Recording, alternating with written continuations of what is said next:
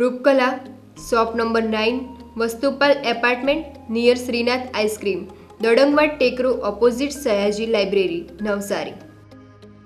MDF chocolate depot, shop number 1, crystal apartment besides Canara bank, Sindhi camp road, Navsari. Mangaldeep TVS, national highway number 8, near Meera doors, Kabilpor, Navsari. વિશ્વસનીય દાગીનાનું વિશ્વાસપાત્ર સ્થળ Soni Ranchhodbhai and sons jewellers, Patwasheri, Navsari. Parekh brothers jewellers, opposite Hanuman temple, Mota Bazar, Navsari. Akshar vision arena, shop number 8, Shantinath complex, Shantadevi road, Navsari. New India bakery, અમારી શાખા નવસારી, મરોલી, સુરત. નમસ્કાર દર્શક મિત્રો, આપ નિહાળી રહ્યા છો નવસારીથી પ્રસ્તુત થતી ન્યૂઝ ચેનલ N7. સમાચારોમાં હું અર્પિતા મોદી આપનું સ્વાગત કરું છું. સમાચારોની શરૂઆત કરતા પહેલા એક નજર આજના મુખ્ય સમાચાર ઉપર. નવસારીના રિંગ રોડ પર જૂની અદાવતમાં 4 શખ્સોએ કર્યો યુવાન પર જીવલેણ હુમલો. સારવાર દરમિયાન યુવાનનું મોત. નવસારીના પેટ્રોલ પંપના સંચાલકે પેટ્રોલ ડીઝલ મર્યાદિત માત્રામાં વેચાણ કરી પેટ્રોલ ડીઝલના સંકટને દૂર કરવાના કર્યા પ્રયાસો.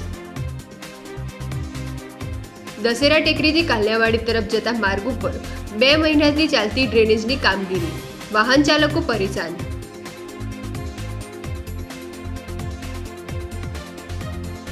નવસારી શહેરમાં પ્રી મોન્સૂન કામગીરી મંથર ગતિએ.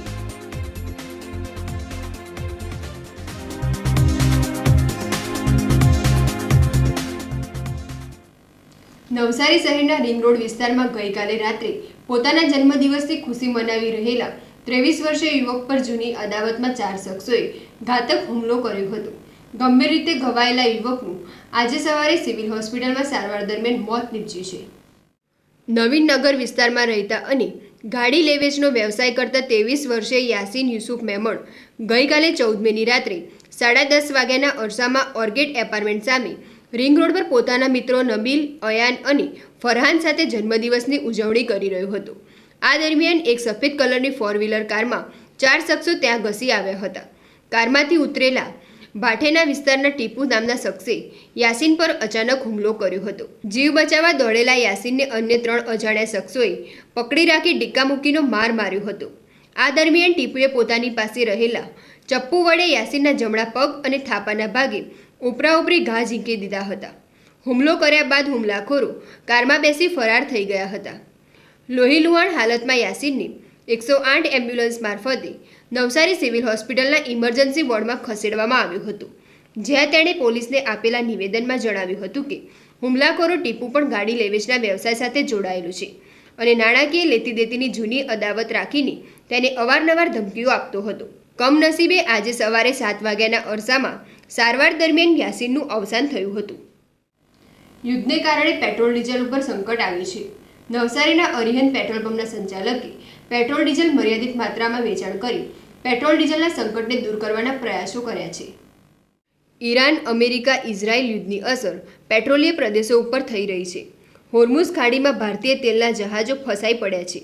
સમગ્ર ભારતમાં પેટ્રોલ ડીઝલનો જથ્થો મર્યાદિત પ્રમાણમાં આવી રહ્યો છે.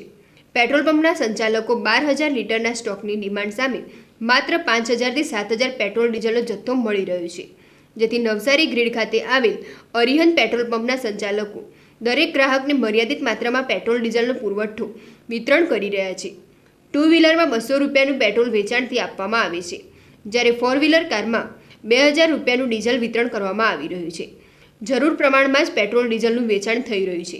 અરિહંત પેટ્રોલ પંપના સંચાલકનું માનવું છે કે ખોટી અફવાને કારણે લોકો પેટ્રોલ ડીઝલનો ગેરકાયદેસર રીતે સ્ટોક નહીં કરે અને જરૂર નહીં હોવા છતાં વાહનોની ટાંકીઓ ફૂલ કરાવી પેટ્રોલ ડીઝલનો વેડફાટ નહીં થાય તે માટે દરેક ગ્રાહકને મર્યાદિત 200 રૂપિયા અને 2,000 સુધી પેટ્રોલ ડીઝલ વેચાણ આપવાની શરૂઆત કરી છે. પેટ્રોલ ડીઝલના પુરવઠાને પહોંચી વળવાના પ્રયાસો કરવામાં આવ્યા છે. આપણને જેટલી જરૂર હોય ને એટલું જ આપણે ઉપયોગમાં લેવાનું. આપણે જેટલું ખાઈએ એક ટાઈમમાં જેટલું ખાઈએ રાતે પાછી ભૂખ લાગે આપણે પાછા જમીએ. એટલે જેટલું જમવાનું હોય તે જ રીતે ગાડીમાં બી 200 તો 200 ને 100 તો 100 એટલામાં કામ ચાલી જતું હોય તો ચલાવી લેવાનું. સ્ટોક નહીં કરે એટલા માટે આ જરૂરી જ છે, કાળા બજારીને રોકવા માટે જરૂરી જ છે, પણ કોઈએ ગભરાવાની જરૂર નથી. મળશે, બધાને મળશે, નહીં મળશે તો કોઈને નહીં મળશે. ભાવ વધારો તો નહીં કરવો જોઈએ બહુ વધારે, પણ જનતાને પેટ્રોલ મળવું જોઈએ, બીજું કંઈ નહીં, બધાને મળી જવું જોઈએ. બધાને મળે તે માટે લિમિટેશન છે. હા, આ લિમિટેશન તો બધા મળે તે માટે જ છે. ને અત્યારે બહુ બધા તકલીફ નહીં થાય, કેમ કે હવે તો બધા ધીમે ધીમે ઇલેક્ટ્રિક પર આવી જતા છે, તો પેટ્રોલનો વપરાશ ઓછું જ થવાનું છે. એ લિમિટેશન કરવાનું કારણ એટલું છે કે અમે લોકો ઘણાને ભરી બી આપીએ છીએ, 200-250 રૂપિયાનું બી ભરી આપીએ, પણ અત્યારે માપમાં એટલા માટે છે કે અત્યારે સરકાર પોતે જ ઈચ્છે છે. આજે મોદી સરકારે, નરેન્દ્ર મોદી સાહેબે બી પોતે એનો જે કાફલો જાય છે એમાં 2 જ ગાડીનું આપણે વિડીયોમાં જોયું છે. એટલે સરકાર ટૂંકમાં એવું કહેવા માગે છે કે પેટ્રોલ ડીઝલનો અત્યારે જે દુરુપયોગ થતો હોય, જે ગેરરીતે બધા વાપરતા હોય, તો એનો વપરાશ બંધ થાય એટલા માટે અમે લિમિટેશનમાં આપીએ, જેથી કરીને લિમિટેશનમાં આપવાથી દરેક પબ્લિકને, દરેક વ્યક્તિઓને મળે.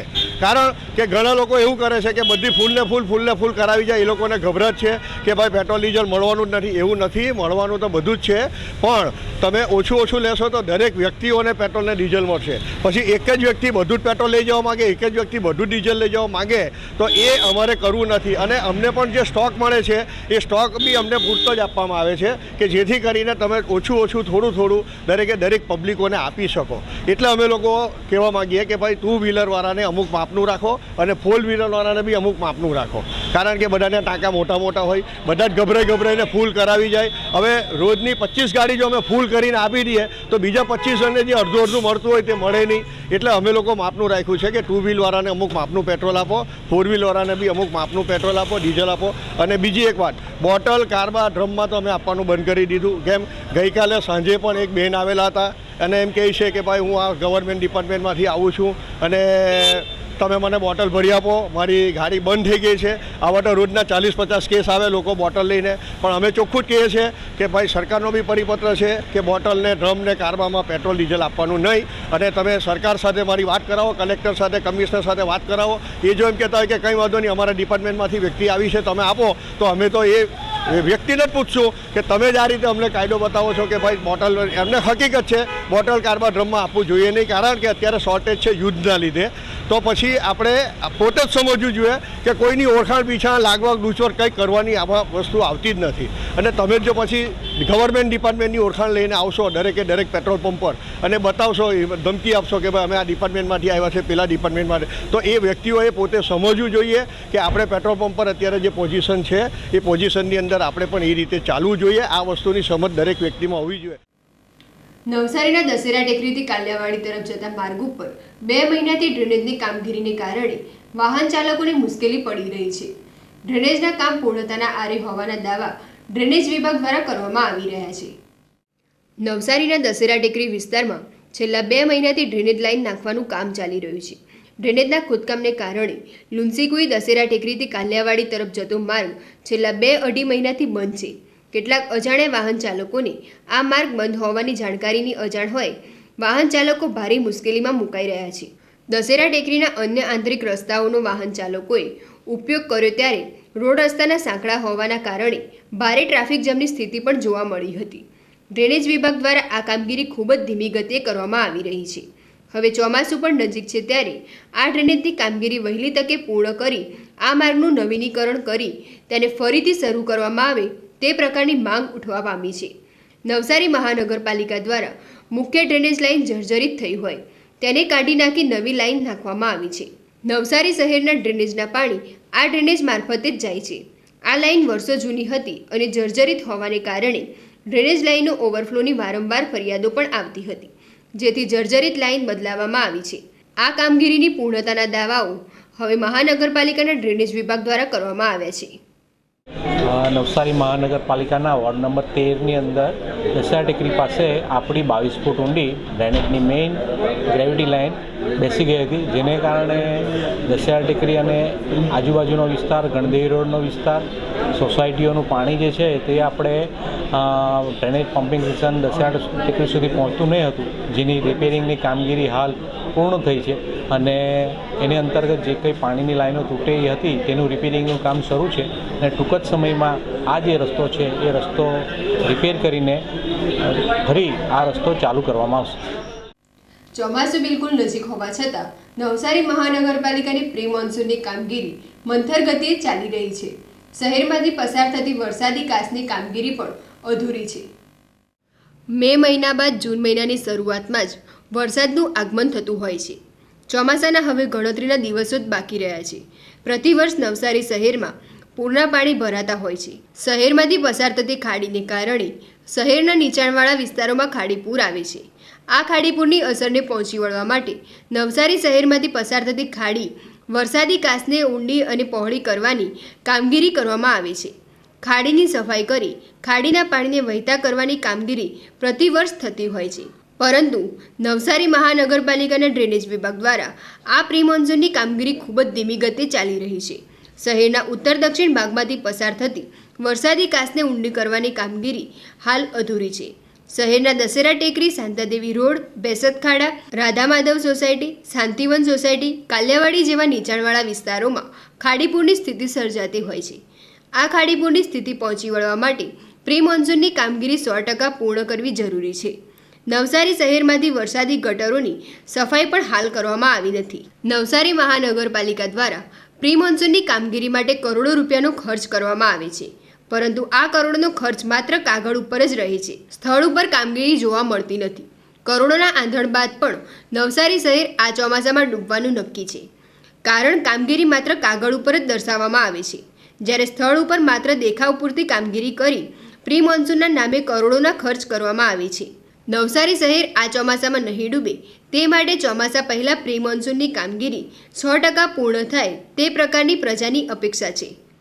નવસારી મહાનગરપાલિકા દ્વારા પ્રી મોન્સૂન કામગીરી અંતર્ગત જે નિરાલી હોસ્પિટલથી મેઇન આપણી વરસાદી કાંસ ચાલુ થાય છે, જે કાલિયાવાડી થઈને ભેસતખાડા થઈને પૂર્ણા નદી જાય છે, એની સફાઈની કામગીરી હાલ ચાલુ છે અને તબક્કાવાર ઘણી બધી કામગીરી પૂર્ણ થઈ ગઈ છે. અને ત્યારબાદ બંદર રોડથી લઈને બંદર રોડ પર જે ખાડી છે તે પણ સફાઈ થઈ છે.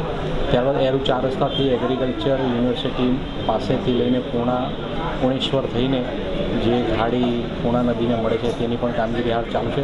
તેમજ મહાનગરપાલિકા અંતર્ગત જે 12 ગામો સંમલિત થયા છે અને 12 ગામોમાં પણ પ્રી મોન્સૂનની કામગીરી જે નાની નાની કાંસ જે ખરી તેની પણ સફાઈની કામગીરી હાલ ચાલુ છે.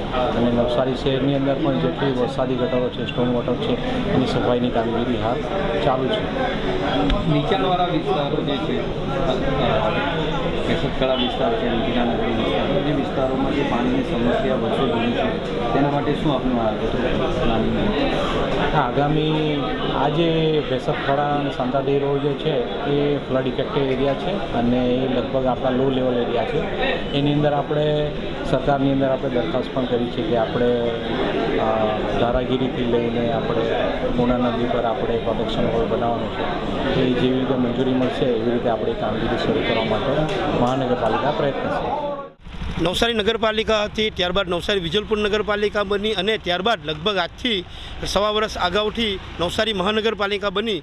ત્યારે નવસારીના જે જટિલ પ્રશ્ન છે, જેમ કે શહેરમાં નીચાણવાળા વિસ્તારોમાં ઓછા વરસાદમાં પાણી ભરાવા, વરસાદી ગટરો યોગ્ય રીતે ન સાફ કરવાના કારણે ઓછા વરસાદમાં પાણી ભરાવા, બીજું કે યોગ્ય જેટલી ખાડી આવેલી છે ખાડીમાં યોગ્ય ડ્રેજિંગ ન કરવાના કારણે, ખાડીમાં ગંદકી થવાના કારણે જે પાણી ઘેરાય છે તેના કારણે રોગચાળો ફાટવાની જે ભીતિ રહેલી છે તે આ મુખ્યત્વે આ મોટા મોટા પ્રશ્નો હતા. વારંવાર લેખિત મૌખિક ફરિયાદો થવા છતાં આજ દિન સુધી નવસારી મહાનગરપાલિકા દ્વારા કોઈપણ નક્કર કામગીરી ન કરવાના કારણે હાલમાં જ્યારે ચોમાસું નજીક છે, ચોમાસું આ વખતે સારું એવું આવવાનું છે એવી હવામાન ખાતાની આગાહી પણ છે, ત્યારે નવસારી મહાનગરપાલિકા માત્ર ને માત્ર દાવો કરે છે કે બધી જ ખાડીઓ અમે ડ્રેજિંગ કરી છે. તમે અહીં જોઈ શકો કે આ ખાડીમાંથી પાણીનું કોઈ પણ અવર જવર થતું નથી, એટલે ચોક્કસ કહી શકું કે અમે ડ્રેજિંગ કરવામાં નથી આવ્યું.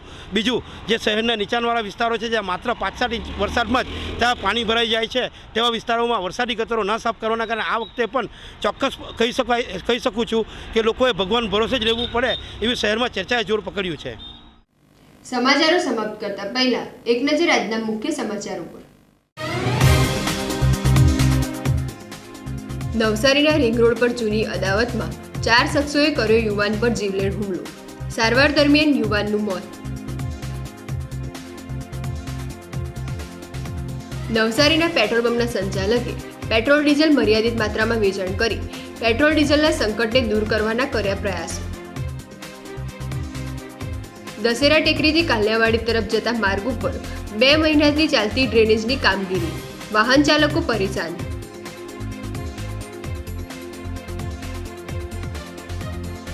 નવસારી શહેરમાં પ્રી મોન્સૂન કામગીરી મંથર ગતિએ.